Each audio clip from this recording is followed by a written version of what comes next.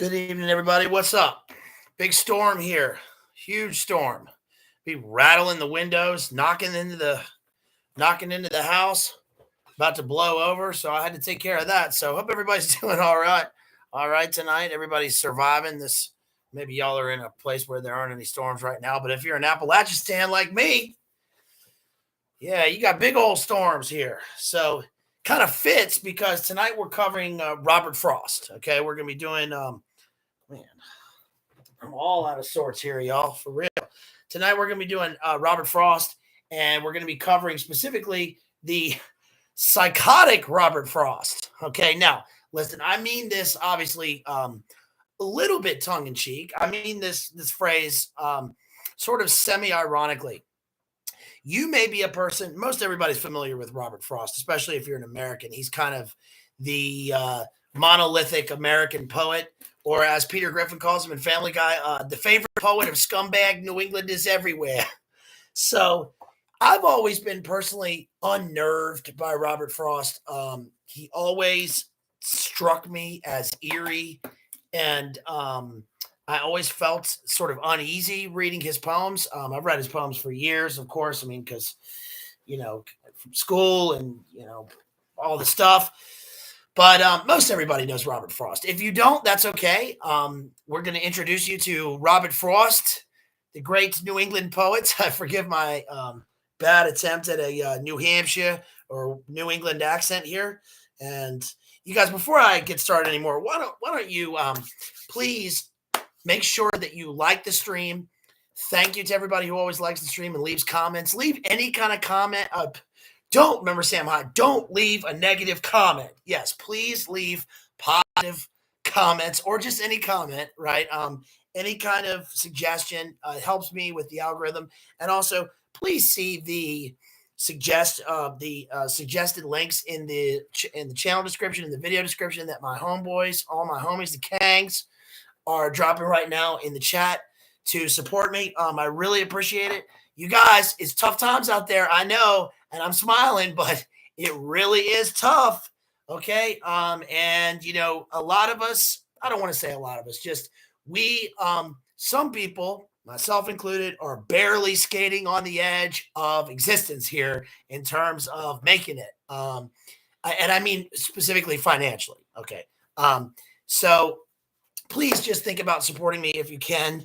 I'm trying to have a good humor about it, you guys, but the house is blowing down, my watch is falling off, and I ate cold rice and SpaghettiOs for dinner tonight. I probably shouldn't share that, but I feel like in Apocalypse Now, right? How Charlie keeps, that's how Charlie remains on edge in the jungle, right? But I'm being serious, so please think about supporting me with a PayPal or a Cash App or whatever you got, because I really appreciate it.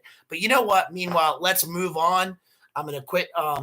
I'm going to quit that, and I'm going to just get on to Robert Frost and talk about how Robert Frost is, again, like I use this expression, the monolithic poet of American literature, of American letters, because it's true. He won the Pulitzer Prize 4 times. He was honored by at least minimum 7 different universities with honorary doctorates. Excuse me, and he's in all the anthologies. We continue to read and to discuss Robert Frost. He's in commercials. He's in ads. That's in one of the articles that I hope to get to tonight from the Paris Review.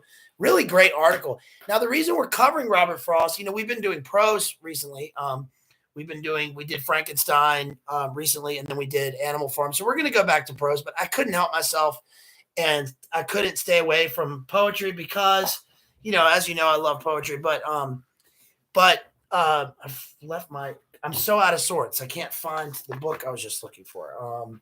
But that's okay. We'll get to that. So anyway, the reason we're doing this is because I recently, why did I think of this? I read Robert Frost's poem, Fire and Ice, which we're going to get to in a second. And I just happened to think of it and reread it. And it really unnerves me. All of Robert Frost really unnerves me. So then just for fun, I Googled, was Robert Frost a serial killer? Just for fun, right? And surprisingly enough, there was a serial killer named Robert Frost, not the same Robert Frost.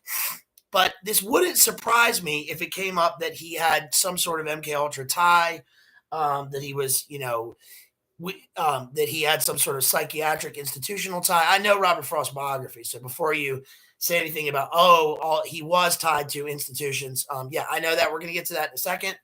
But there's one poem in particular, which I guess I'll start with, that really, when you read this stuff when you're in school, when you're in high school, even when you're in college or graduate school, you tend to sort of take the accepted norms about a lot of these writers and just go with them.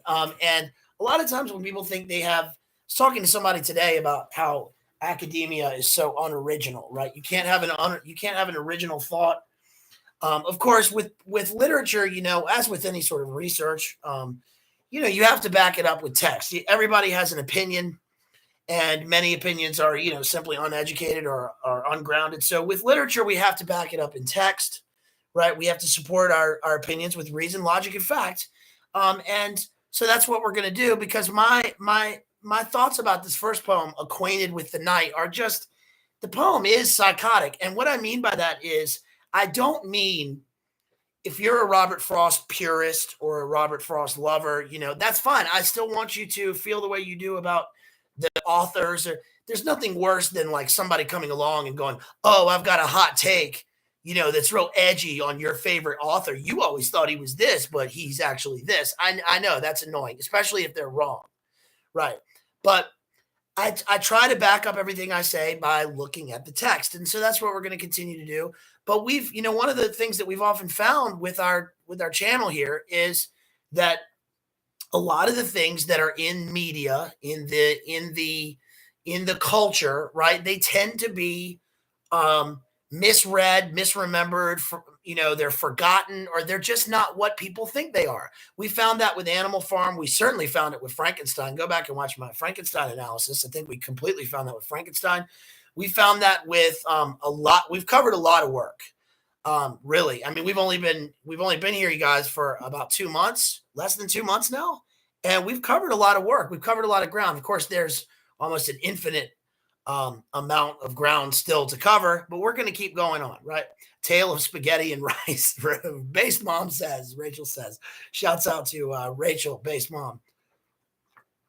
Okay, so I'm drinking my coffee tonight, you guys, out of my old stoneware mug that my family had, and that they gave to me when I moved, and they gave all my fine china to my sister. I'm just kidding. No. But yes, I'm drinking coffee tonight, mainly because I don't have anything else to drink, because I don't have the money for that. But hey, let's keep going. Okay. So let's first cover Acquainted with the Night by Robert Frost. Now, this is only a 14-line poem. It's not a sonnet. We're going to see that it does have sonnet. Let's look at the form. Okay, after we read the poem, we'll go back and look at the form. I honestly, now that I say it's not a sonnet, I can't remember if it is a sonnet or not. It is a 14-line rhymed poem in iambic. Is it iambic? I have been one acquainted with the night. Yes, it is in pentameter in terms of its meter. It's not quite iambic, right? I have been one acquainted with the night, but we'll see. We'll keep going here. All right, so here we go. Acquainted with the Night by Robert Frost. Now listen to this poem, and I want your job. I'm not teaching anyone here. We're just discussing and we're explicating poems, okay? I'm not talking down to anyone. I'm talking to my high IQ friends here in the audience and watching later. So what I want you to do is listen to this poem, and I want you to think about it in two ways. We're going to think about it in a literal sense and in a figurative sense. And we're going to think about it in a literal sense, especially in terms of what do you think the common thought about this poem is in terms of the speaker, okay? This is just a purely like normie way of looking at this poem. And then simultaneously, I want you to think about what is unnerving or weird about this poem, okay? So here we go. Acquainted with the Night by Robert Frost. I have been one acquainted with the night. I've walked out in rain and back in rain. I've outwalked the furthest city light. I have looked down the saddest city lane. I've passed by the watchman on his beat and dropped my eyes, unwilling to explain. I've stood still and stopped the sound of feet when far away an interrupted cry came over houses from another street. But not to call me back or say goodbye. And further still, at an unearthly height, one luminary clock against the sky proclaimed the time was neither wrong nor right. I've been one acquainted with the night. Okay, so what do you think is the interpretation that the average academic, the average teacher, the average person, the average normie is going to have with this poem? What do you think it is, guys? What do you think they're going to say about Acquainted with the Night? And while you're thinking that, let me get my ashtray from the other room because I forgot it. Okay, and we're back. Okay, so what do you think is the average interpretation for this poem? Well, they're going to say, oh, the poem is about depression, right? They're going to say it's about lost chances or the idea of taking chances with things. They're going to say it's about going out at night. Night represents darkness or the dark night of the soul. Okay, but what's eerie about this poem? First of all, I cannot help but read this poem. Yes, Jeff has a good interpretation. The ladies of the night. Pretty good interpretation there. Why not? Let's get into it. Let's look at the lines. I'm going to say I cannot help but read this poem and think of Jack the Ripper. Okay. This poem that, speaking of Family Guy, there's a quick little bit on Family Guy where they show Quagmire as Jack the Ripper, and he's walking through cobblestones, and you hear this clip, clop, then it's silent, and he says, giggity.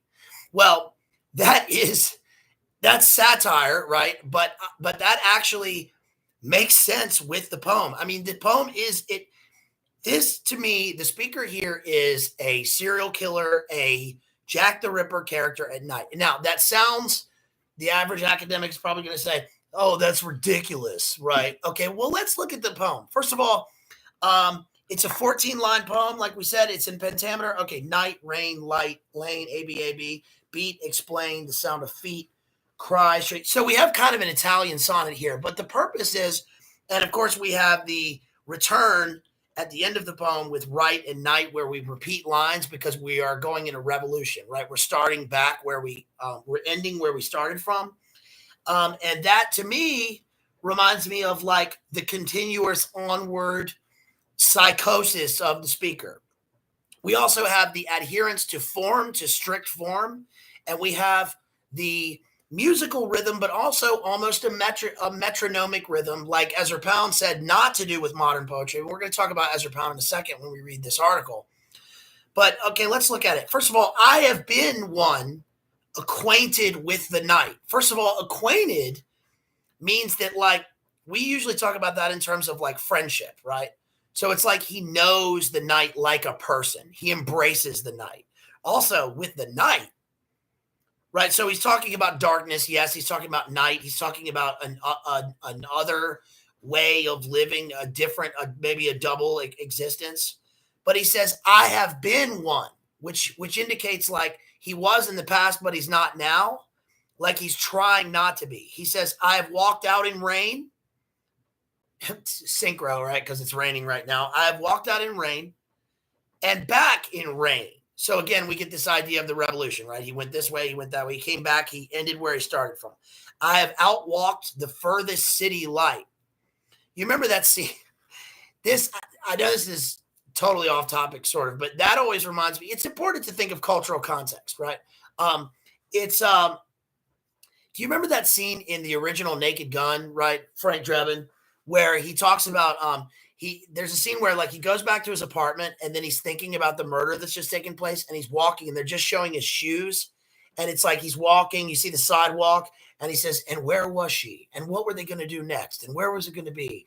And then it's like he walks into like hay and like grass, and you hear like jungle sounds in the background. And he goes, and where the hell was I? That's what this reminds me of. He's outwalked the furthest city light, but obviously, in all seriousness, he's outwalked the the mechanical or the lights or the vision of other people overseeing him. He's outwalked the eyes of anyone seeing what he's doing. Yes. And the walking, right, the ambulatory nature of this poem sort of indicates not only literal walking, but also the figurative idea of trying to outwalk his own life, his own story. And it's kind of, it reminds me of like, there's, you may have heard of Henry David Thoreau's walking essay, or when we think of walking, we think of the romantic poets, right? Walking in the Lake District. But here, this is totally urban.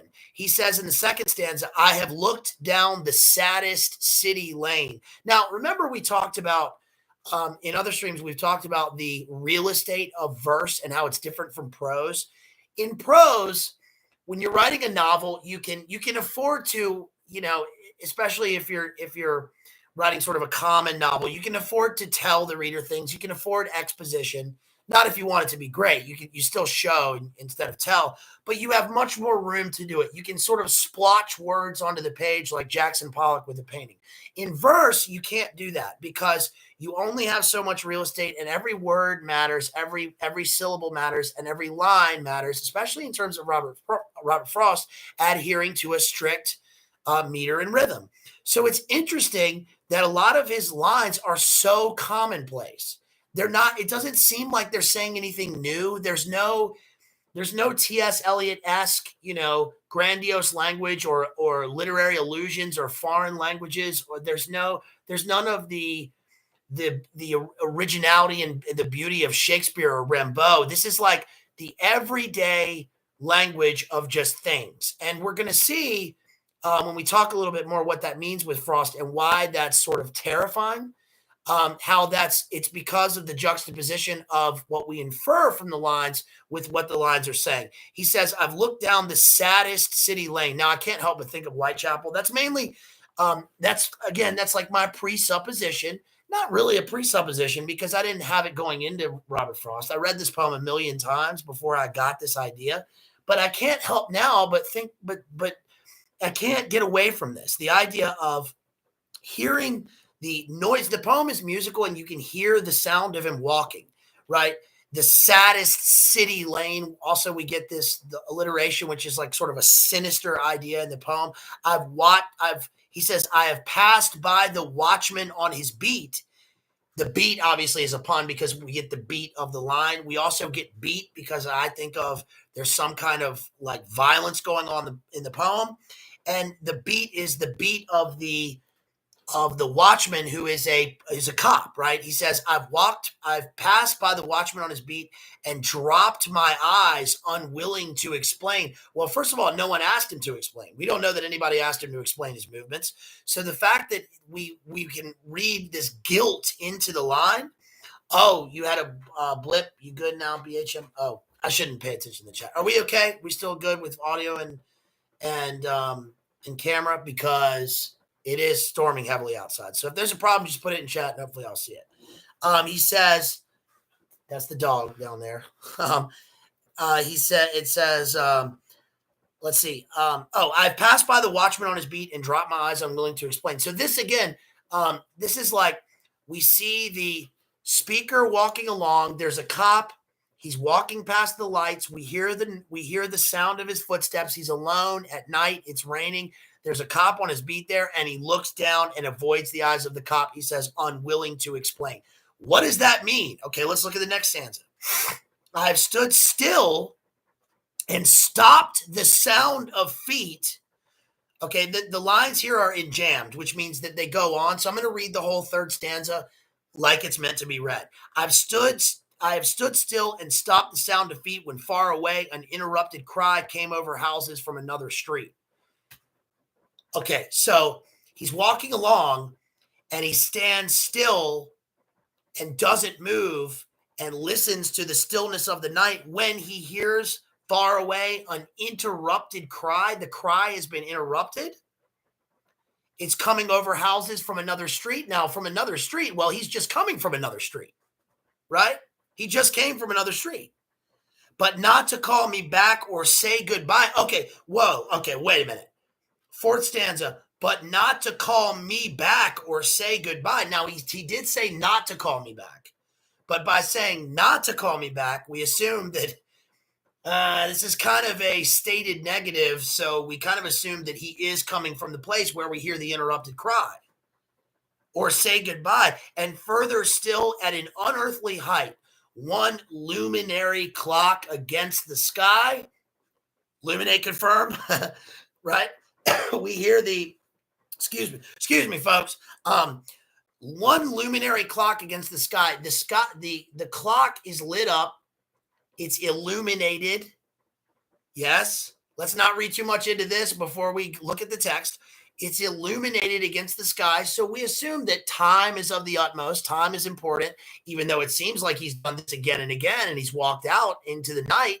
He's gone out past the edge of the city. He's just come from the other street where we heard an interrupted cry. Someone was crying. It was interrupted. Is it interrupted by death? Right?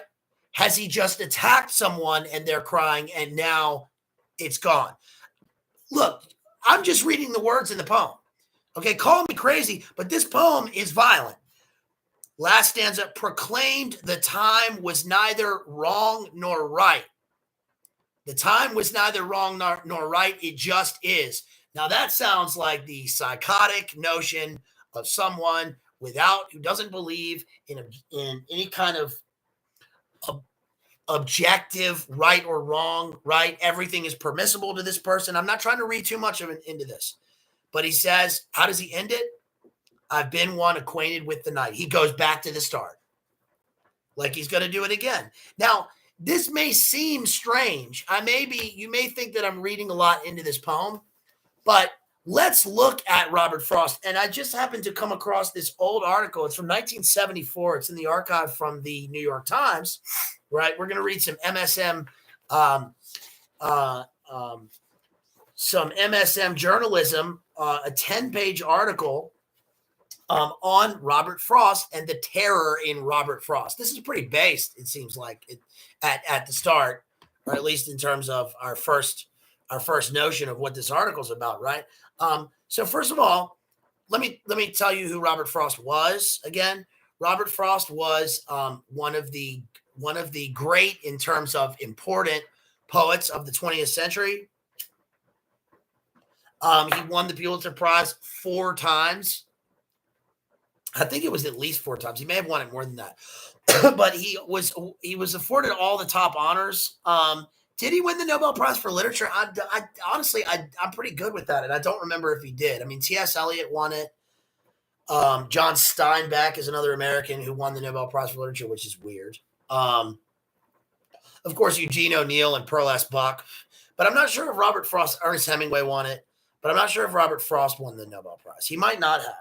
Somebody correct me if I'm mistaken about that, but whatever. It's not important in terms of he won the Pulitzer Prize 4 times. He was the son of an alcoholic, abusive father and a depressed mother. This is in like the late 19th century. He committed his schizoid sister, Jeannie, to a mental asylum. His son, Carol Frost, killed himself at age 38. He committed his daughter in 1947 to an asylum. His other daughter, Marjorie, died in childbirth. And he talked continuously in his life about how he felt unhinged by dark impulses. That is Robert Frost saying that. Now, does that make sense? Am I a little vindicated with my notions about the poem that we just read? No. Maybe I'm reading into it a little too much about like the Jack the Ripper serial killer aspect. But nevertheless, I think that that's true. That's why I put in the description of the video, by the way, that he was a psychotic poet, maybe not factually, but certainly truthfully, right? We're talking about a difference between fact or reality and truth, in terms of he may not have been psychotic in reality, but the truth of the matter is that his poems ring true with a sort of underlying psychosis. And I cannot help but get this out of my head when I read all of his poems. And part of that is because, again, the juxtaposition between the everyday language that he uses and the absence.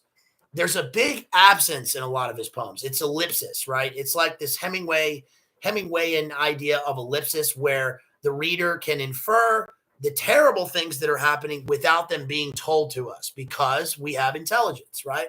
So let's read this actual article. And again, this is called, it's in the description. Jeff linked it a minute ago. This is called The Terror of Robert Frost. I enjoy an article like this. It's sort of a diamond in the rough for me because it's like an old world style of analysis and analyzing literature that you don't really get too much anymore. Like I used to read the Paris Review and Poetry Magazine and the Atlantic and all these things for years. And I rarely came across anything that like really struck me, but this one really struck me.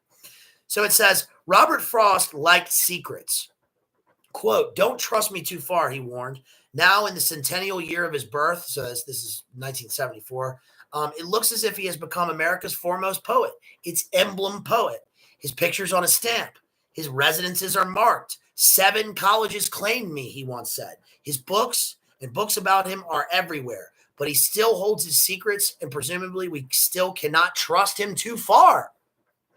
Even before his death in 1963, the land was his. At the age of 86, he came alive before the nation when he recited the gift outright for the inaugural of President Kennedy in 1961. Did you guys realize that? Did you know that Robert Frost read his book? You know, all the inaugurations have a poet. That, as far as I know, they have a poet read something. But did you know Robert Frost read in 1961 at Kennedy's inauguration? I'm not going to read the poem that he read. I'm going to skip that part. He says he was already an emblem, the old man in the wind reciting those lines. And that's a great, that right there is a poetic description of Robert Frost because he's always unkempt. He is very much like he looks like a poet, like he looks windblown.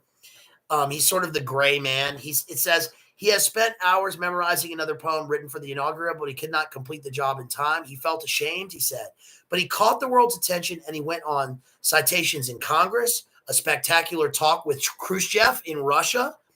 What the hell am I doing here anyway if I don't get to see Khrushchev, he complained when briefly restrained at that encounter. He became national, international. Let's see. Says his lines are fit for public occasions and for anthologies, and his picture seems like that too. A sturdy gray school poet, patriotic, kindly. Now, I'm not trying to debunk anything about Robert Frost here. I'm simply giving you another interpretation. And what I think really gets at the truth of Frost, we see him, or rather the country and his sort of, academia certainly sees him as like this gray poet, I'm going to stop using that phrase, but like the monolithic poet of America. But I tend to see him as somebody who is purposefully playing a game or hiding something, or who is unhinged just beneath the surface. And that is due to his everydayness.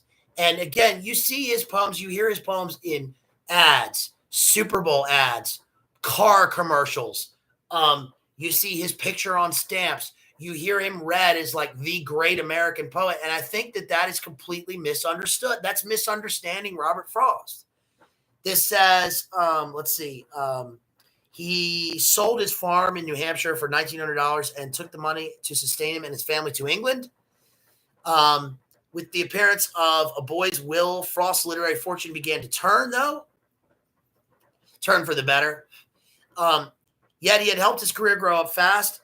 Anyone reading the recollections and letters of the time will see that Frost was currying favor with some critics, even while preparing to turn from them toward other farther along his chosen line of progress. But the record's hard to follow. Tangled among conversations and letters, Ezra Pound, then living in England, had presumed to become Robert Frost's champion. And with a review in Harriet Monroe's new magazine, Poetry, launched the new Frost in America. We talked multiple times about how Ezra Pound is the kingmaker, right? He made James Joyce. He made Hemingway. He made T.S. Eliot. He made H.D. He made a lot of different artists, even visual artists and sculptors. And he even made Robert Frost. When Pound championed other new talents, though, Frost referred to his perfidy and sarcastically called him that great intellect a bloom in hair, which I think is pretty funny. If you see a picture of Ezra Pound, especially from the 1920s, that perfectly describes him. It says, let's see, Frost's touchiness combined with his ambition led him to cultivate Pound's help further, even as he was parodying Pound and attacking his motives in such lines as these sent to critic and poet F.S. Flint.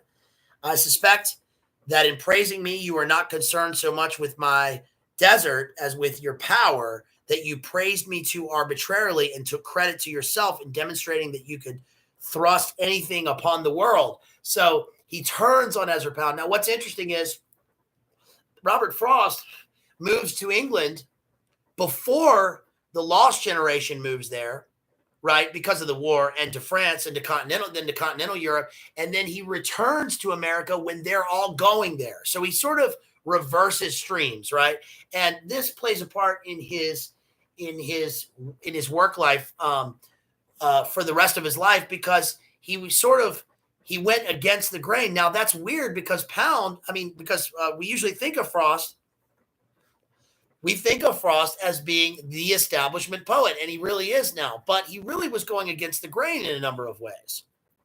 It says, let's see. So at about the time when a lost generation of American writers like Hemingway, here we go. Hemingway, Fitzgerald, T.S. Eliot, and John Dos Passos, I know John Dos Passos' grandson, were preparing to went to my school. We're preparing to turn to Europe. Frost characteristically turned home, where his planted notices and reviews had worked well. Even as he and his wife, Eleanor, and their 4 children walked uptown from the ship, they found on a newsstand the February 20th, 1915 issue of the New Republic with Amy Lowell's review of the American edition of North of Boston. Says that was the turning point. By spring, Frost was circulating news of his achievements, and he found himself famous. With that beginning, the surge of popularity and recognition lasted for 50 years, during which Frost won the Pulitzer Prize for Poetry 4 times. That's amazing. Received honors from more than 40 universities at home and abroad, was elected to the National Institute of Arts and Letters and the American Academy of Arts and Letters, served as consultant in poetry to the Library of Congress, and lectured far and wide and often to large crowds. His image and his poems found their way everywhere, while shadows tugged at his career. Let's read about some of these shadows. The public did not know of these shadows, but they were dark and very real. Leslie Frost, his daughter, has told about a midnight scene when she as a child awoke to find her father waving a revolver toward her mother and threatening, "Take your choice. Before morning, one of us will be dead." All through his life, Frost suffered extreme fears, rages, and jealousies. In the poems, however, dealt out carefully in patterns, through the 1930s, readers can find surface assurances, which indicates subsurface uncertainty, right? Even in poems about loneliness, allow upbeat endings, as in The Tuft of Flowers with its couplet at the end. Men work together, I told him from the heart, whether they work together or apart, which seems very like a couplet based completely on, surface level, like getting along, go along to get along, total establishment.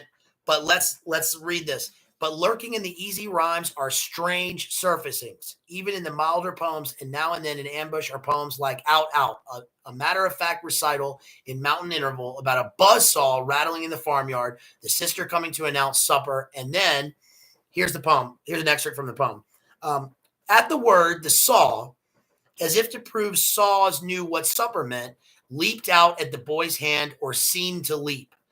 They listened at his heart. Little, less nothing, and that ended it. No more to build on there. And they, since they were not the one dead, turned to their affairs. So this is like the average everyday pastoral life, working with the buzzsaw. But you can't help but imagine the Johnny Cash's brother-esque experience of the child getting mangled by the buzzsaw, right? The poem has an element of Chekhov's gun in it, right? This also reminds me, I wrote, this is the poetry of unexpected and commonplace circumstances. So he's writing about everyday things that there is an inherent danger in them.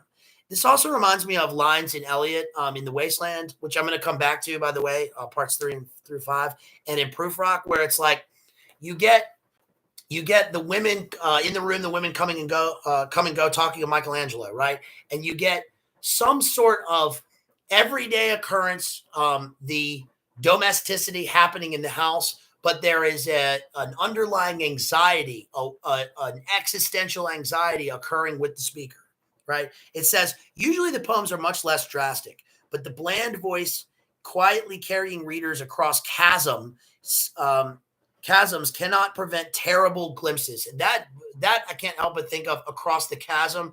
We think of this Crowleyan idea of crossing the abyss, right? Or facing into the abyss and confronting fears and anxiety.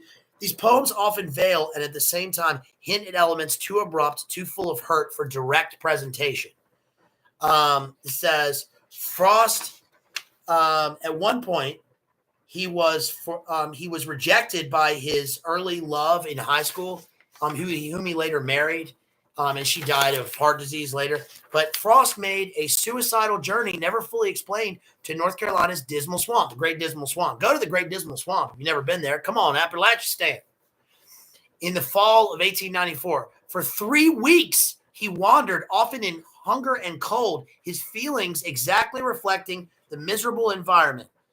He returned beaten with no change affected in his relationship with Eleanor. He presented recovery, even telling an editor he had just returned from experiences so desperately absorbing that I'm nothing morbid now. So let's read some of this poem. Out through the fields and the woods and over the walls I've wended. I've climbed the hills of view and looked at the world and descended. I've come by the highway home and lo, it is ended. The leaves are all dead on the ground, save those that the oak is keeping, to ravel them one by one and let them go scraping and creeping out over the crusted snow when others are sleeping.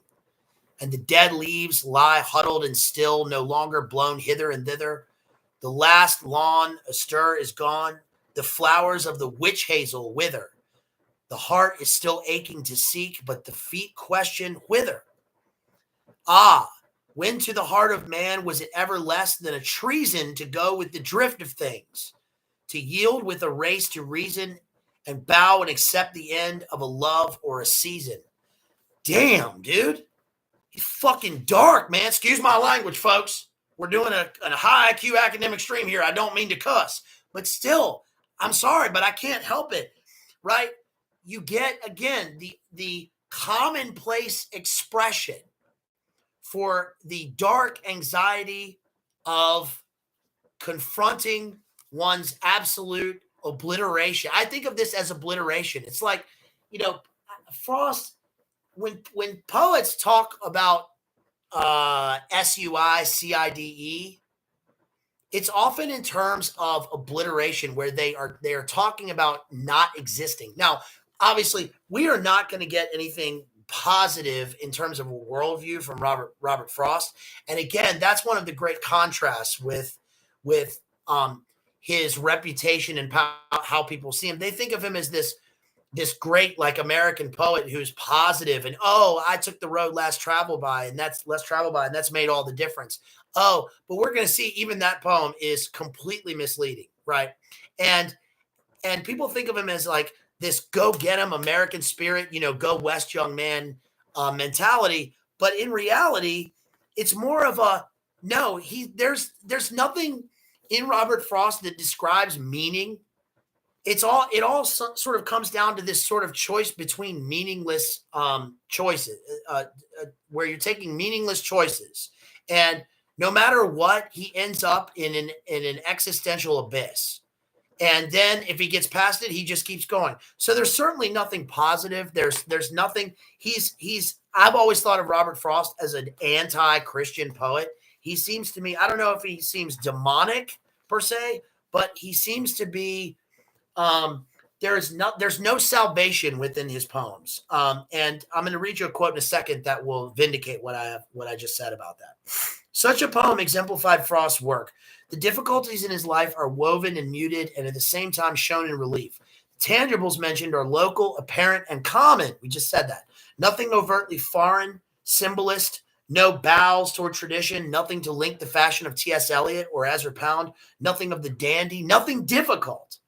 The cadences are easy. The voice wanders without emergencies. This is one reason why people love him, because the cadence is easy, right? So much is under control that one can read it all quietly and feel soothed, if this is what one wants. But those local, apparent, common tangibles and those easy rhythms carry meanings that scrape and creep toward you. So much is descended. The inevitabilities of love and season come so deftly matched that a reader can quickly either glance on or linger at the implications. Let's see. What many readers accepted with calm, the easy feeling of such verses, was what alienated Frost's tougher contemporaries. But how could he allow a line like "the heart is still aching to seek"? Where's the irony? But it was exactly that directness which brought Frost the regard of a particular group identified by Malcolm Cowley in a 1944 article called "The Case Against Mr. Frost." Some of the honors heaped on him, Cowley said, Cowley wrote, are less poetical than political. He's a political poet, right? He is being praised too often and with too great vehemence by people who don't like poetry. I completely agree with that. Now, I don't agree with Malcolm Cowley per se, right? If you know anything about Malcolm Cowley, probably CIA connected. The people who don't like poetry, Cowley added, are using Frost as an excuse for berating and belittling other poets who have supposedly fallen into the sins of pessimism, obscurity, and obscenity, like Pound, Eliot, and Wallace Stevens. Let's see. It says, one of the critics who crossed from the literary side to proclaim Frost was Randall Jarrell. It says, Jarrell refers to the days when serious readers of modern poetry were most patronizing to Frost poems. To counteract such an attitude, Jarrell uses the poem Design to show the temper present in apparently easy lines. So let's read this poem, Design by Robert Frost. This poem reminds me, I was just looking in an old book of mine, and even back when I was like 17, I wrote A Noiseless Patient Spider. This is a kind of a take on what Walt Whitman's A Noiseless Patient Spider, right? The spider launching forth filament. It's one of the great American poems. And that poem, I would say, really is about the Go West young man. Remember we talked about it, Ralph Waldo Emerson in his one of his essays. What did we talk about? The idea of manifest destiny and all the transcendentalists and all that nonsense. But Walt Whitman's poem really does sort of get that idea. Not that we agree with that idea, but it does get that idea. And this is a little bit different. It's a pure Frostian take on that. So here's the poem Design. I found a dimpled spider, fat and white, on a white heel-all, holding up a moth like a white piece of rigid satin cloth. Assorted characters of death and blight mixed ready to begin the morning rite, like the ingredients of a witch's broth. A snowdrop spider, a flower like a froth, and dead wings carried like a paper kite. What had that flower to do with being white? The wayside blue and innocent heel-all. What brought the kindred spider to that height and steered the white moth thither in the night? What but design of darkness to appall, if design govern in a thing so small? So do you get why this poem is the poem of everyday occurrences, right? And the smallness of nature, the spider eating the moth, right? The moth attracted to light and the darkness taking over. And he talks about what design. Well, sorry, Frost, but God does have a design and knows every hair on your head. And let's see what this says. Gerald points out the details are so diabolically good for this, quote, devil's mask. That's what Randall Jarrell calls Robert Frost's poem to support the poem, right? That's what he calls it, a devil's mask. He says how full of the stilling rigor of death that, quote, white piece of rigid satin cloth is. And I get that when I'm reading the poem, right? The white piece of rigid satin cloth reminds me of a death shroud. Sometimes the idea of whiteness in poems, again, has this juxtaposition with the rest of the context of the poem, because you get the idea of what Shakespeare called the wan, right? The W-A, it becomes wan like death, right? The stillness of the ugliness of rigor mortis, or the body laying on the bower at the wake, which is a different kind of white than the purity of whiteness or the purity of the positivity of the white light or the light of healing. It says, comparing Dylan Thomas, we've discussed Dylan Thomas in one of my streams, right? Dylan Thomas with Frost. Leinen, who was another critic, Leinen maintains that Thomas affirms traditional views and values in strained modern language, whereas quietly and apparently effortless talk, Frost is able to shock the reader. Now, that's true. Now, Dylan Thomas is not intending to shock the reader. In fact, we talked about how he was sort of a neo-romantic poet. He was born about 100 years too late, right? And how his poems are about, truth, beauty, goodness, nature, right? And the if I'm going to call it the transcendence of nature. Whereas Frost also writes about nature, but because his poems are so commonplace and everyday, they become scary and terrifying. There's something unnerving. This says, let's see. This says later, oh, here we go with the biblical allusions. Frost walks through the valley of the shadow and fears evil. His modernism is at a level deeper than the stylistic level, and the sustained effect of his poems is more satisfying than the surface modernism of many of his contemporaries. We did another stream on T.S. Eliot and modernity, and what is modernity? Now, Frost rebels conscientiously against modernity in terms of modern poetry, right? Because remember, Ezra Pound talked about his rules for modern modern literature and poetry writing. We just mentioned in the stream, write like to the rhythm of a musical cadence rather than a metronome. Make it new is one of his things, right? Frost goes against that because Frost is writing in the style of the traditional iambic pentameter usually. Remember, Frost has that famous quote about writing poetry without rhyme is like playing tennis without a net. However, somehow that works in his favor because he's playing a trick, because his poems are actually much darker in terms of their everyday terror. It says, Frost poems reflected a disquieted, anxious being in a world without boundaries or assurances of being too well informed for courage, given the world as it is. Interesting. It was this realization that brought Frost into greater favor in literary circles as the 60s came on. In 1959, when Lionel Trilling at a dinner honoring Frost said his poems were, quote, terrifying, the remark startled many. Interesting that this startled people. This is like my big thing when people talk about like, oh, people in the past, back in the old days, they knew what was going on. They knew music, right? Well, you know what? People in the past, especially like in the 20th century, were just as stupid as they are now if they were low IQ, right? How could you not have read?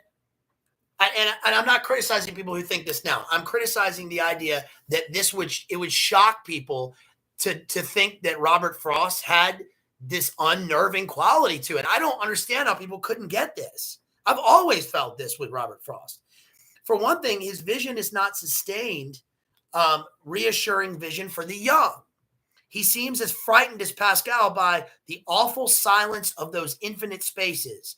And without Pascal's faith, what is this talk of mystery of birth but being mounted bareback on the earth, Frost said, which is blasphemous, right? For those who wanted reassurance from so public a man, there often came cutting remarks. Let's see, from Robert Frost himself. Know what the difference is between me and T.S. Eliot, he said? I play euchre, he plays Eucharist. We both play. Shut the fuck up, you fucking dick, right? I'm sorry. Excuse my language, okay? But that shit pisses me off. Now, I'm not in favor of T.S. Eliot, okay? But what he's doing here is he's mocking. First of all, he's mocking the idea of the Eucharist. And what is euchre? Euchre is it's a trick. It's a game. It's an old game. He's saying T.S. Eliot goes to England and converts to Anglicanism, right? And he takes the Eucharist, he joins the church. Remember, he was a Unitarian, and then he joins the Anglican Church, but he finds faith. Now, you could argue whether T.S. Eliot, did this as a sort of establishment figure. Remember, he gave up his American citizenship. He became a British citizen. You know, he was totally establishment. He was the editor of Faber and Faber. He ran Lloyd's Bank. I mean, this guy was total establishment, won the Nobel Prize. But that right there, I take issue with because Robert Frost is this old bastard, right? He says, moreover, he was often coldly matter of fact about man's ultimate bafflement. Even his most well-known statements, sometimes meant to reassure, lend themselves to a second look. When he calls a poem a momentary stay against confusion, now that I can dig, that's probably true, a momentary stay against confusion, because poetry is meaning. I mean, it's by definition meaning, right? You are synthesizing language into and the world, the landscape of poetry into meaning. And it's a momentary stay against confusion. I disagree with the idea of the confusion that follows. But in terms of, I guess, a worldview and geopolitics in the 20th century, especially the lost generation, I can understand that. One can emphasize either the stay against confusion or the momentary. Frost often played with norms and creeds, but he did not bank on them. He belittled grievances as being petty and whining. He's often been blamed for not offering a sustained vision. Well, that's true. The wistful want him to be encouraging since they need bravery. They find, however, that he is their poet and he is scared. He is scared. He is scared. And people think of him as brave, but he is scared. Let's look at this, right? Let's look at one of his most famous poems, right? Stay gold, pony boy. Nothing gold can stay. Famous Robert Frost poem. And I'm not disagreeing with the fact that Frost is a masterful poet. Of course he is. I'm disagreeing with his worldview. Of course, I'm disagreeing with the meanings of the poems as usually analyzed and explicated by academics and the general public. Nothing gold can stay. Nature's first green is gold, her hardest hue to hold. Her early leaf's a flower, but only so an hour. Then leaf subsides to leaf, so Eden sank to grief. So dawn goes down to day, nothing gold can stay. Now, we know we've all heard this poem before, right? And of course, The Outsiders. But we obviously get the biblical allusion here, right? And we get the idea of Eden sinks to grief with the fall, is what Frost is saying. Dawn, eternal dawn, the morning star is what he's saying here, goes down. But how does it go down to day? Imagine, you remember that scene in Fantasia, of all things? Hey, shout out to Jamie, right? Shout out to Jamie and Kristen for their wonderful streams over on Jamie's channel, Jamie Henshaw. They've talked often about Disney. They even mentioned Fantasia, I think, in the last stream. But you remember that scene in Fantasia where we get the visualization of the myth of Apollo, right? We get Apollo on the chariot, right? He's riding Aurora, right? The rainbow across the sky.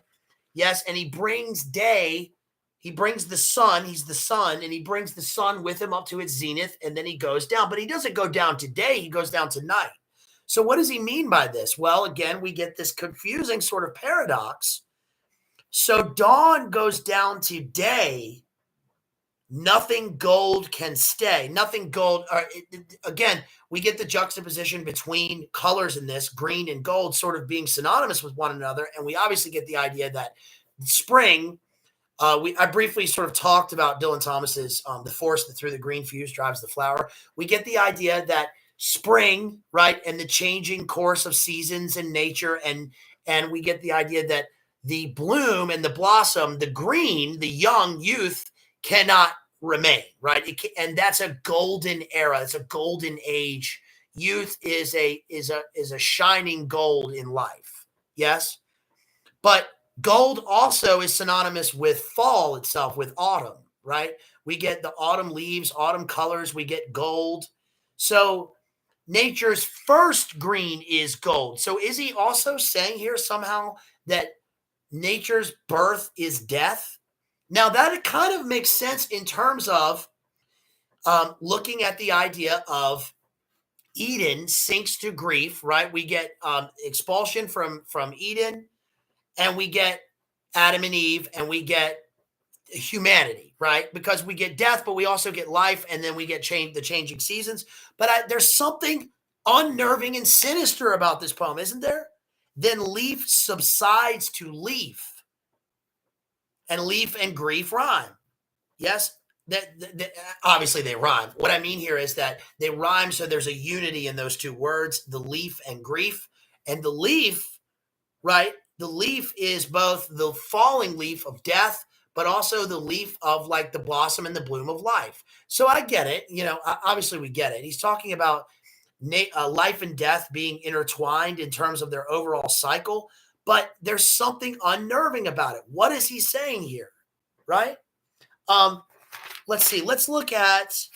Let me look at his poem that I. Hold on, let me put this book down.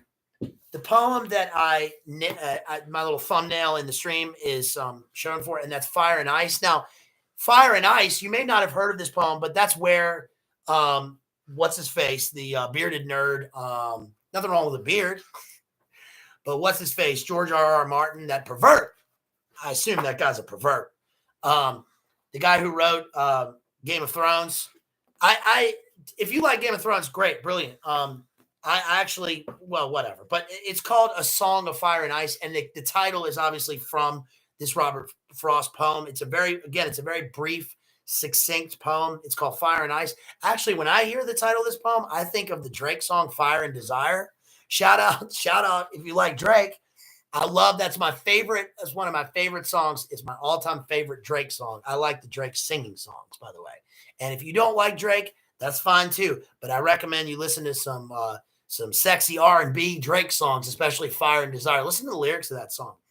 Fire and Ice is the name of this poem.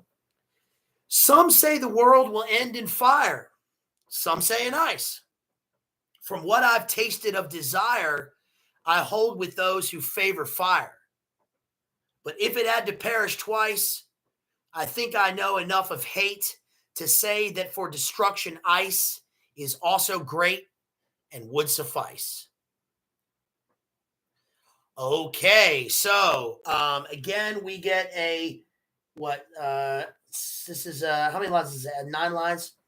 And this is a short, concise poem with the not necessarily the dialectic, but we get a dichotomy between fire and ice, and we're obviously supposed to infer there are a couple of different levels going on here. We think of the destruction of the world and apocalyptic destruction through either like the volcanic destruction, or through like an ice age, or like the sun going out and the earth freezing to death, right? In terms of like some sort of biological thing or whatever, right? But let's look at some other political implications to this and some spiritual implications, okay? If we can say that for Robert Frost. First of all, notice the conversational tone in this poem, right? Some say the world will end in fire. Some say, it's conversational. Some say the world will end in fire, some in ice, right? Those are the first two lines, two lines. Fire, ice. From what I've tasted of desire, I hold with those who favor fire. So fire and desire, that's why I get the Drake song, right? Fire and desire, fire again. The word fire is rhymed with itself here. Ice is also rhymed with itself, which again is like, can't help but think of like eternal return, the idea of eternal return. Or remember when we talked about Yeats and we talked about the widening gyre and the idea, this is almost Gnostic. This is like the Gnostic idea of one or the other, right? The checkerboard floor of the Freemasonic, I would not doubt that Frost was obviously a Mason, right? Would you doubt that in any world? I hold with those who favor fire, but if it had to perish twice, I think I know enough of hate to say that for destruction, ice. Okay, so hate and fire, this is a Hala, C-A-U-S-T image. And I say that because there's another poem where he talks about the Hala, C-A-U-S-T. let me find this poem. He says, let's see.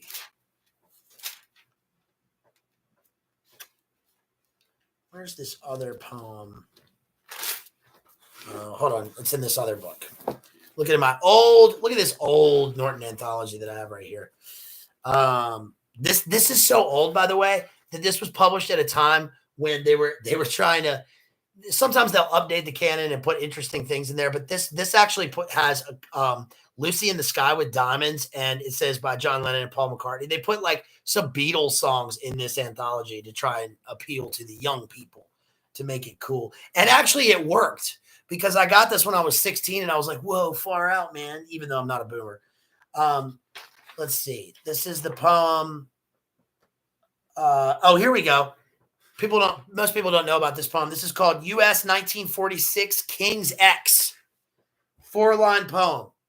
And I'm going to read this because I'm quoting Robert Frost. So it won't matter anybody, but the algorithm, if it catches this or whatever, I'm reading the words of Robert Frost here. It says, U.S. 1946 King's X, having invented a new Holocaust and been the first with it to win a war, how they make haste to cry with fingers crossed, King's X, no fares to use it anymore. Okay, so that seems political, right? Now, what does that mean? Yeah, King's X. Remember that 90s band, King's X? Jeff remembers, of course. What does he mean by having invented a new C-A-U-S-T? Does he mean here that they created it, or does he mean that they have invented it in terms of 1946 and thermonuclear war and been the first with it to win a war? Okay, so he's obviously talking about the dropping of the atomic bomb, right? They created a new one of these, yes, because there was the one. This poem was published in 1946.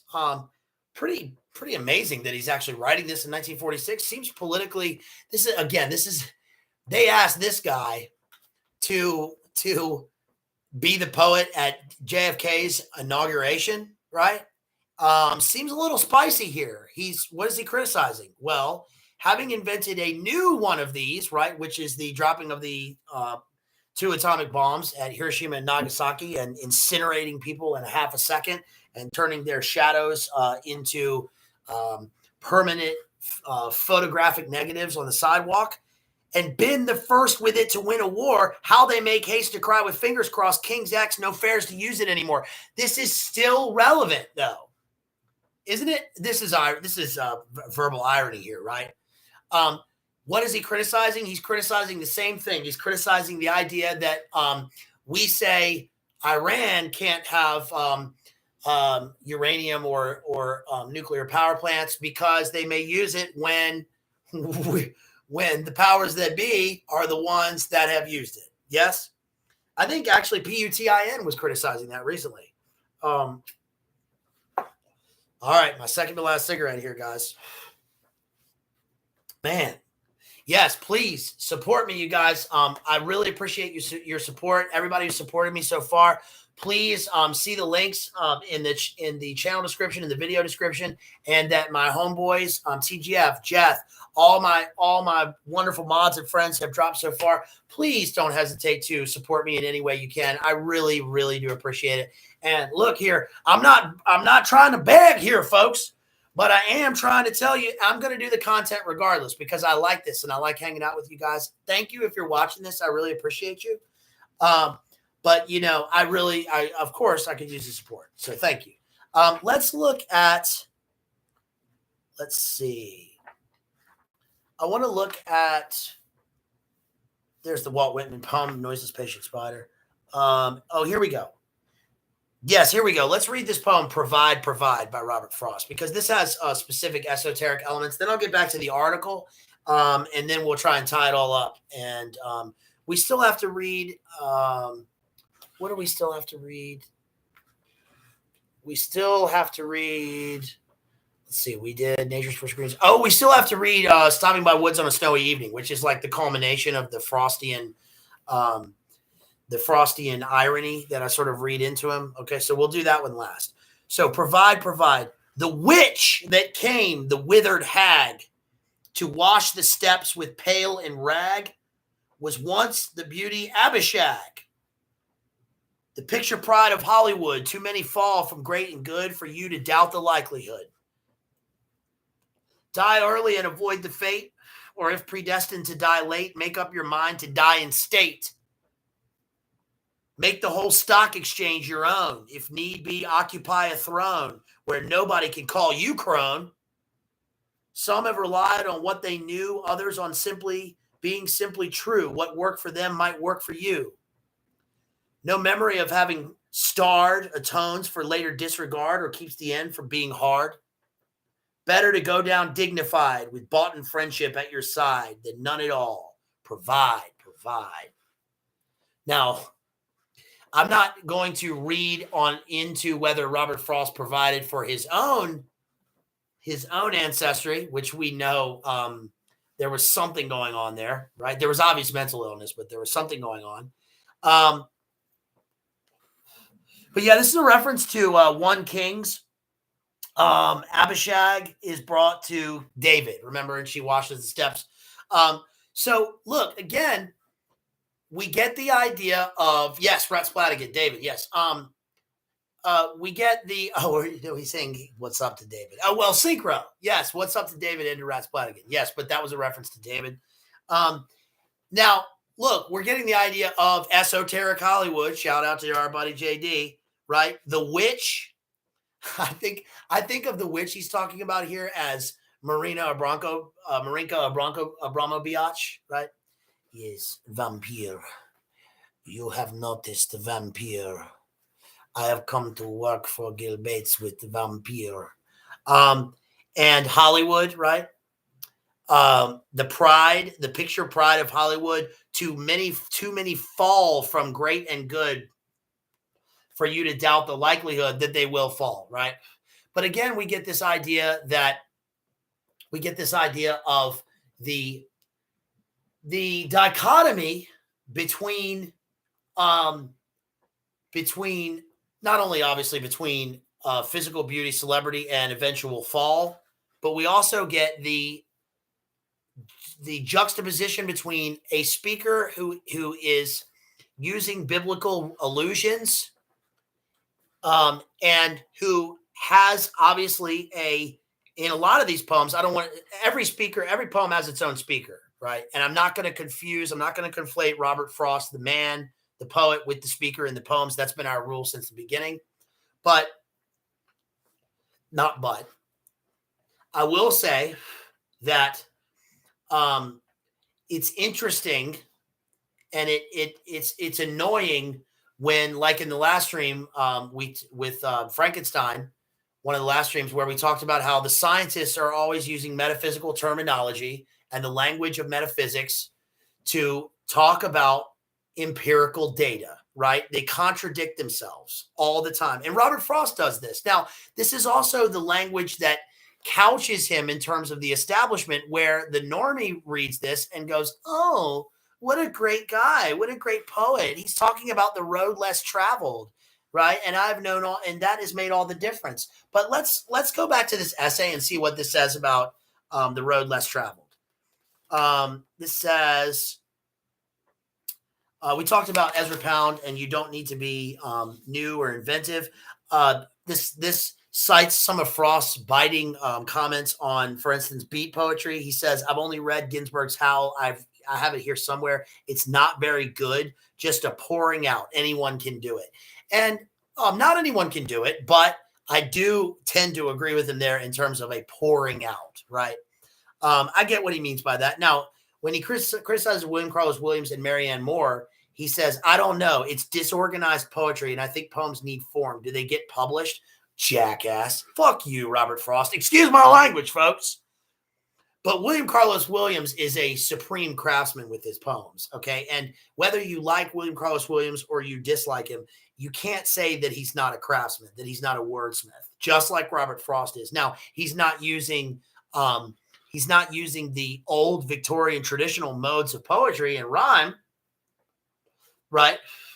but he is making something new, and he's reinventing language, right?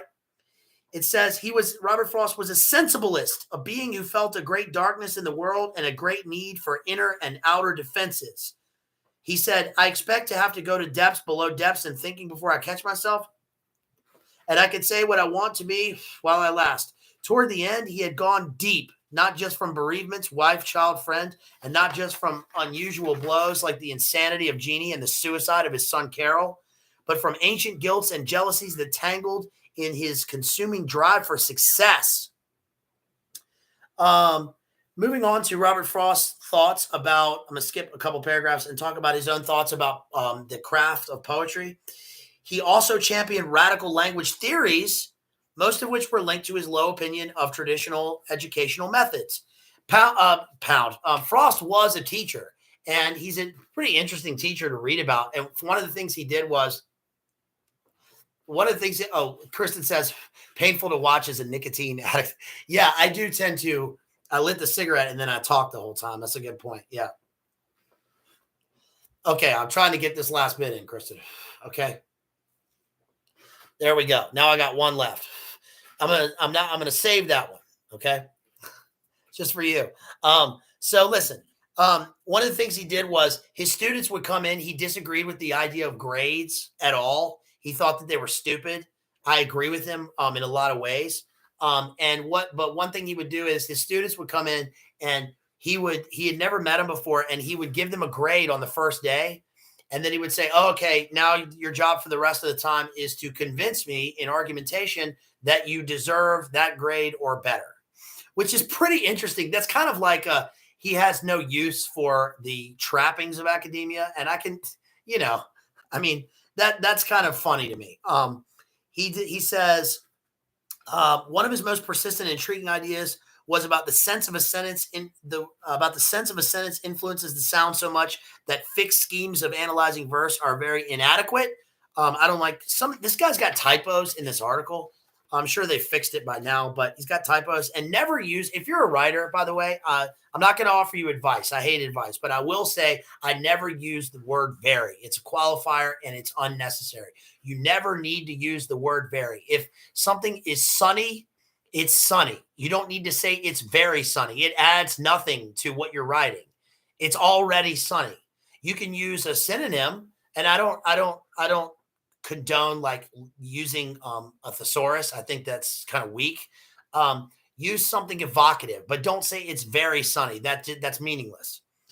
He says, all his life, Frost pursued that topic. Back in 1914, when he met Robert Bridges, who had a fixed quantity theory about syllables in verse, Frost disagreed with Bridges in a letter and went on to say, the living part of a poem is the intonation entangled somehow in the syntax, idiom, and meaning of a sentence. Now, that sounds really complicated, but what he's saying there is that it's almost spell-like, right? That the poem has I don't mean like a literal magic to it, even though if we're going to discuss the Icelandic sagas, right, that the runes and when we talk about language, language in that sense does have a spell, mystical idea attached to it. And we can say that in our own worldview, right? The naming of the animals, words have meaning, right? Words have a purpose. But what I mean here is that what he's talking about here is that he's a traditionalist in terms of form, in terms of the way the poem looks on the page, and about the language of the ordinary. Hold on, I got to plug in my computer. I'm about to die. Hold on. If my computer dies, stick with me. Hold on just a second, folks. But what he's saying here is that there we go. Okay, we're back. Okay, what he's saying here is that the originality of the poem comes from the syntax, idiom, and meaning of the sentence. Now, remember, poems are written in sentences. Oftentimes, people will confuse. They'll think that lines of verse are sentences on their own. They're not. And that's where we got the idea of enjambment or end-stopped lines. Poems are written in sentences. They're just like prose in that sense, but they are dictated by line breaks or stanza breaks. He says, it is not for us in any Greek or Latin poem because our ears have not been filled with the tones of Greek or Roman talk. It is the most volatile and at the same time important part of poetry. By lecture and by example, Frost cherished individuality in language. Let's see. Says, years later, when he was in his 70s, Robert Frost captured that time his fears, the values of the children's world, his secrecy, quote, under a spell so the wrong ones can't find it, in a poem that, as Elizabeth Shipley Sargent says, can be read as parable or revelation. She quotes Frost as saying, this is the poem that converted the other group, the followers of T.S. Eliot. There, I rest my case.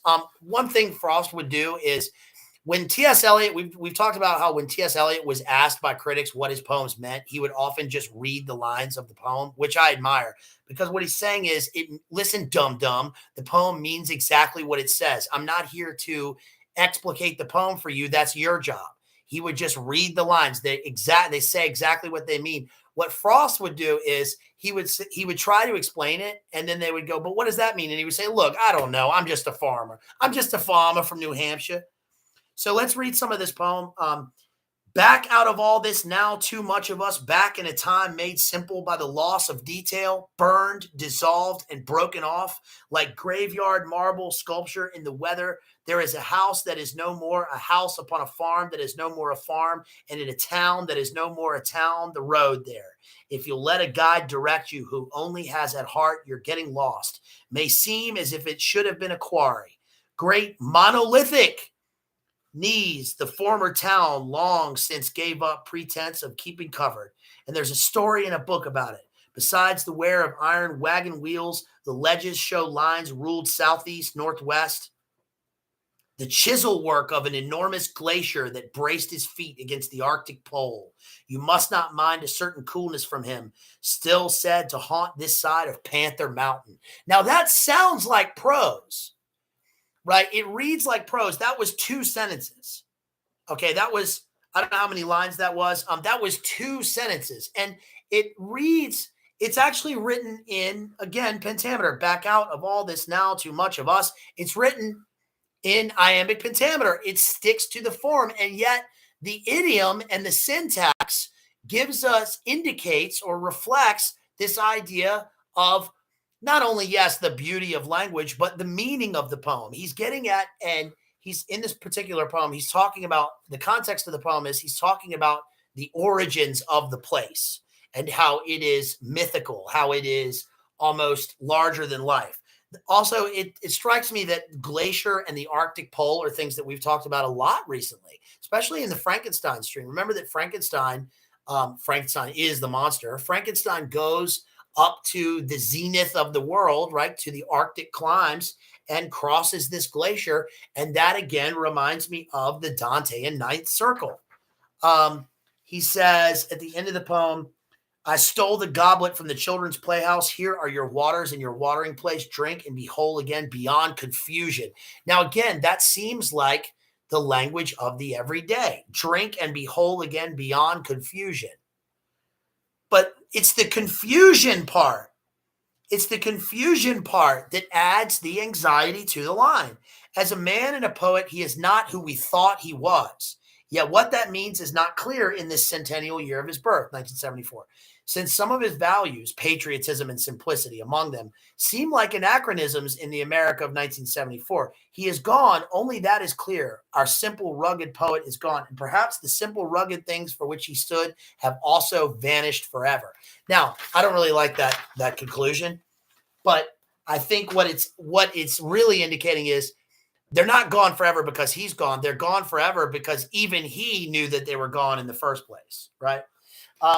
Let's read this final poem, which is probably the most famous. We still have another one to read. We have Stopping by Woods on a Snowy Evening, and we have The Road Less Traveled, right? Where's The Road Less Traveled? Hold on. Where's The Road Less Traveled? Let me find this one. The Road Not Taken. Here we go. Let's read The Road Not Taken, and then we'll read Stopping by Woods. Okay. The Road Not Taken.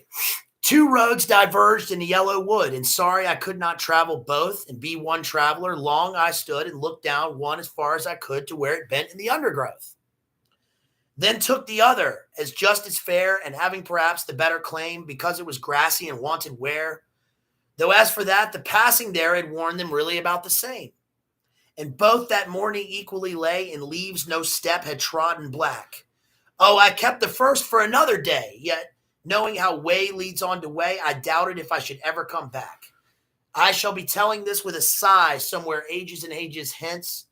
Two roads diverged in a wood, and I took the one less traveled by, and that has made all the difference. Now, you guys, would you say that he probably took the left-hand path? Right? This poem is an obvious reference to the old Irish maxim, right? It's Scottish. You take the high road and I take the low road, and I'll get there the faster, right? To paraphrase.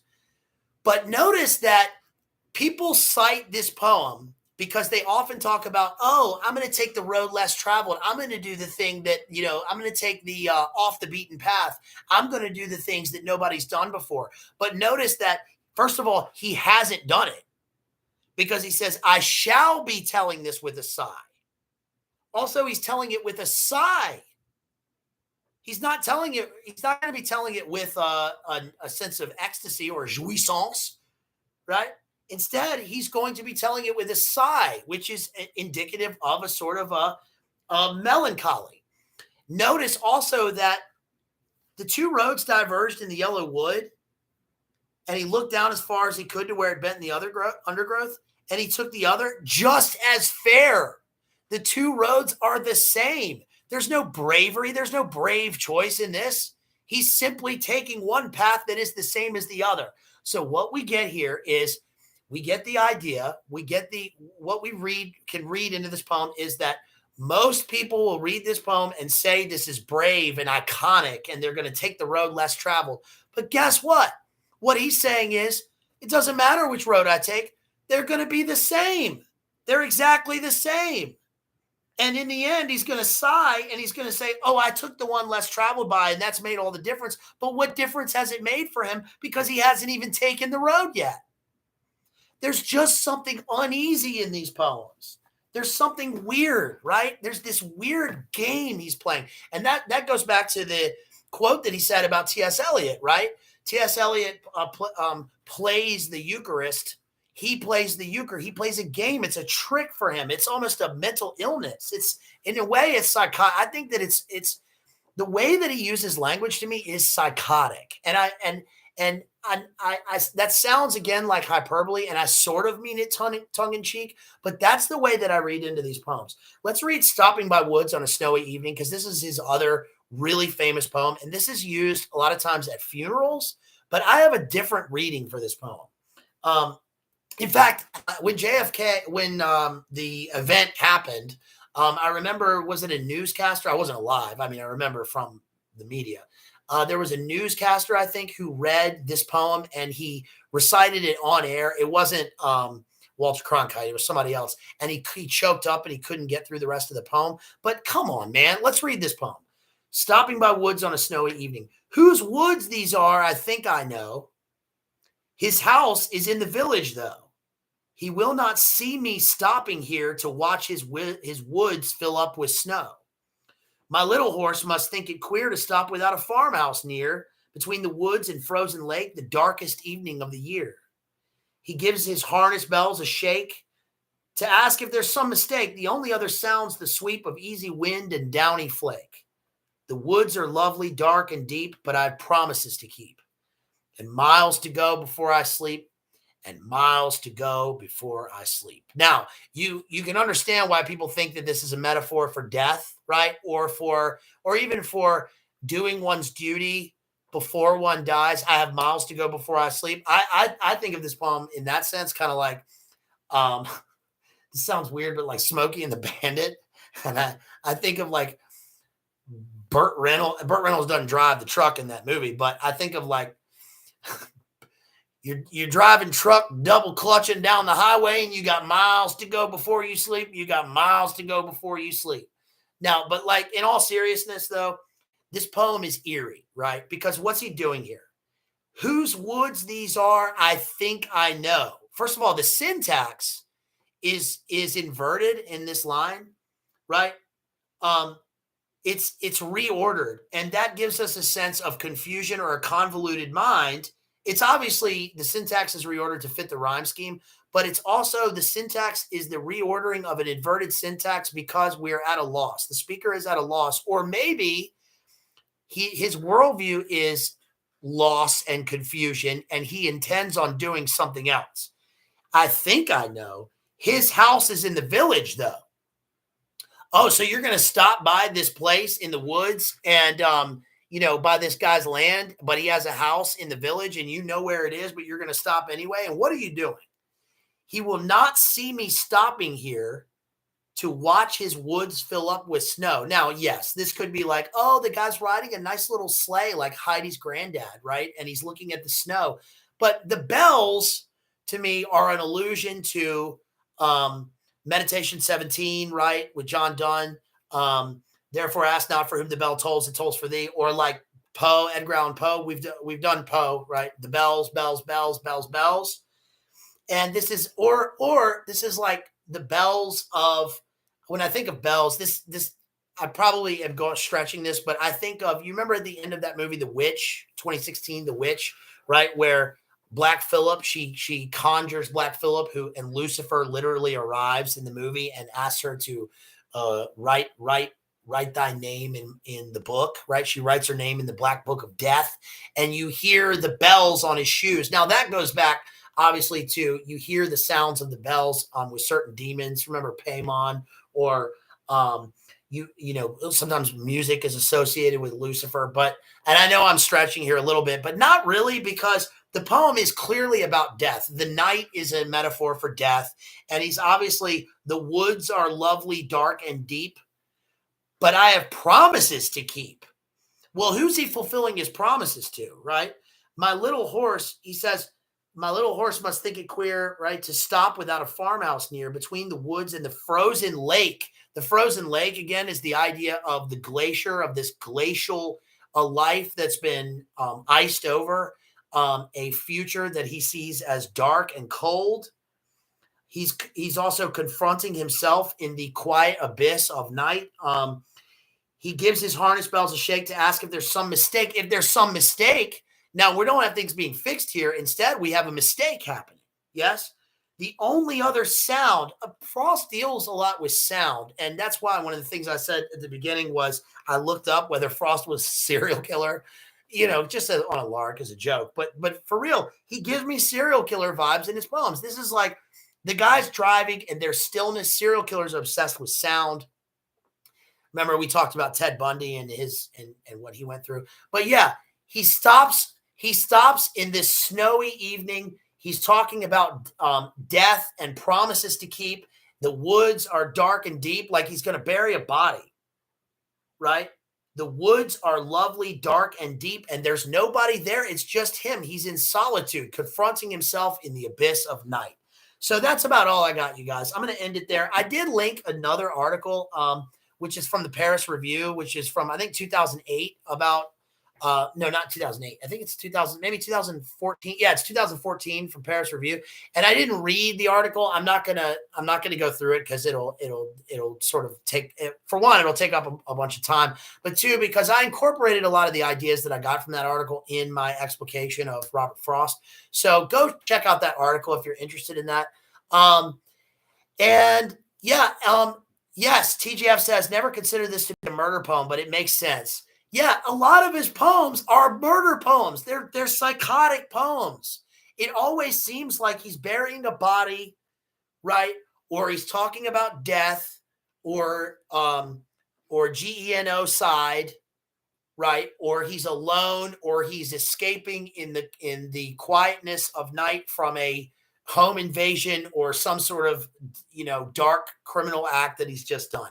That's the sense that I get from Frost. And I hope I've done okay at explaining that to you guys watching this now or later, and just looking at the language. And I mean this, again, sort of tongue in cheek, but also there's obviously something sinister going on in terms of Frost's speakers in his poems, and even in Frost's life, right? Because we talked about Frost's life and about some of the weird, awful things that he did. Oh, look at this. Okay, let me check. Yo, thank you to Based Homeschool Mom, Rachel. I really appreciate you. You are the best. Rachel donates $20.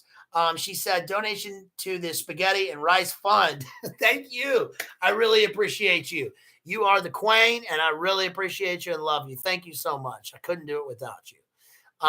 So thank you guys. Anybody, if you have any, if you feel like supporting again, please go to my links in the description, or that Jethro and my homeboys have dropped throughout the chat. Support me here. I finally got my studio light going, so we're doing well. Now I got to get a microphone. We're going to get that going, and just so we can survive and stay on the edge of this stuff. So again, I really appreciate y'all, and I just want to say thank you to you all. Thank you for being here, and I love you. And oh wait, Jess says check Cash App. Let's see. Let's see. The storm stopped outside, by the way. Oh, hell yes. Oh, wow. Thank you. First of all, to Kristen, I really appreciate you. Kristen donates $15. I really appreciate you. Thank you so much. Let's give her a heart. Thank you so much.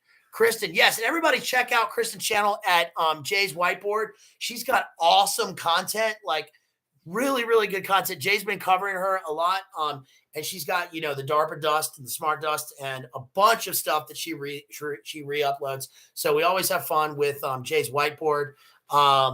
And Kristen, thank you so much. And then my homeboy, Jeff, donates, wow, $25. Thank you to Jeff, my main homeboy, my brother. I love you. And he says, pay piggy, pay piggy.